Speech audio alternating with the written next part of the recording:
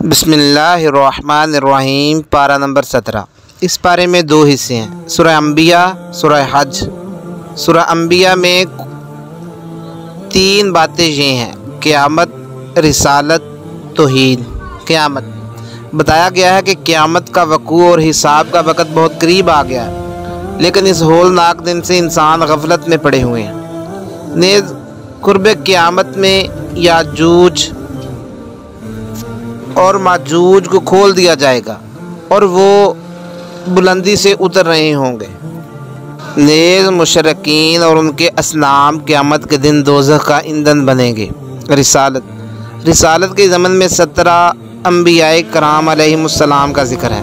حضرت موسیٰ علیہ السلام، حضرت ہارون علیہ السلام، حضرت ابراہیم علیہ السلام، حضرت لوط علیہ السلام، حضرت اسحاق علیہ السلام، حضرت یعقوب علیہ السلام، حضرت نوح علیہ السلام، حضرت داؤد علیہ السلام، حضرت سلیمان علیہ السلام، حضرت ایوب علیہ السلام، حضرت اسماعیل علیہ السلام، حضرت ادریس علیہ السلام، حضرت ذوالکفل علیہ السلام، حضرت یونس علیہ السلام، حضرت زکریہ علیہ السلام، حضرت یحییٰ علیہ السلام اور حضرت عیسیٰ علیہ السلام۔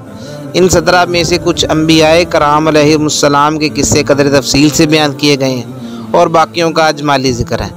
انبیاء سابقہ کے قصے بیان کرنے کے بعد بتایا گیا ہے کہ محمد رسول اللہ صلی اللہ علیہ وسلم دین اور دنیا میں سارے جہانوں کے لیے رحمت ہیں۔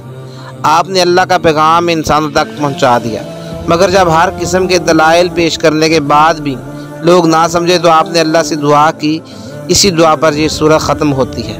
دعا یہ ہے: رب احکم بالحق وربنا الرحمن المستعان علی ما تصفون۔ اے میرے پروردگار، حق کا فیصلہ کر دیجئے، اور ہمارا پروردگار بڑی رحمت والا ہے، اور جو باتیں تم بناتے ہو ان کے مقابلے میں اسی کی مدد درکار ہے۔ توحید پر 6 دلائل ذکر کیے گئے ہیں۔ آسمان اور زمین دونوں ملے ہوئے تھے، ہم نے دونوں کو جدا جدا کر دیا۔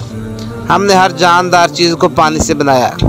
ہم نے زمین میں پہاڑ بنائے تاکہ لوگوں کے بوجھ سے زمین ہلنے نہ لگے۔ ہم نے زمین میں کشادہ راستے بنائے تاکہ لوگ ان پر چلیں۔ ہم نے آسمان کو محفوظ چھت بنایا۔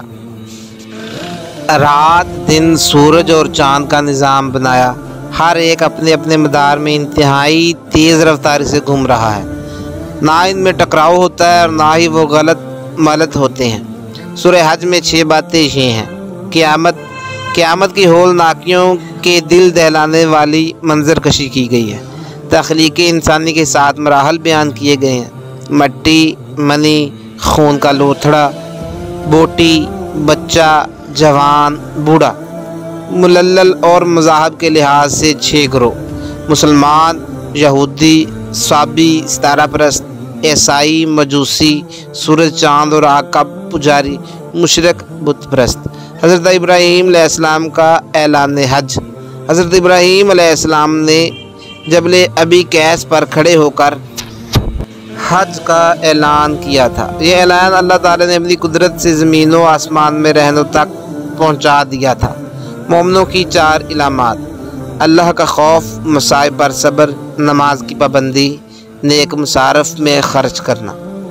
دیگر احکامات مثلا مناسک حج، اقامت صلاۃ، ادائیگی زکوٰۃ، جانوروں کی قربانی اور جہاد وغیرہ۔